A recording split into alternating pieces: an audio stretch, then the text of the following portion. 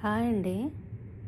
మన పువ్వులు దగ్గర నెక్టార్ ఉంటుంది. ఆ నెక్టార్ని దోమలు, తేనెటీగలు, సీతాకోకచిలుకలు, చీమలు, నెక్టారే వీటికి ఆహారం అని మీకు తెలుసా?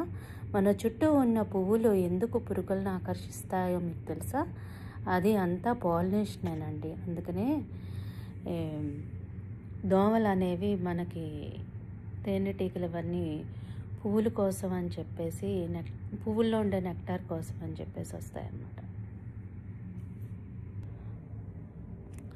ఆ పురుగులన్నీ నెక్టార్ తాగేటప్పుడు పువ్వుల్లో ఉన్న పాలినేషన్ ఏదైతే ఉందో ఆ పసుపు పొడి వాటి శరీరానికి అంటుకుంటుంది. అందుకని ఇవి పాలినేషన్ అనేవి చేసుకుంటాయండి. అందుకనే ఒక పువ్వు నుంచి ఇంకో పువ్వుకి పాలినేషన్ అనేది జరగడం కోసం అని చెప్పేసి బంతులు, చామంతులు ఏవైతే ఉంటాయో వాటిని పెంచుకుంటూ ఉంటారనమాట బయట. అవి చాలా మంచిదండి.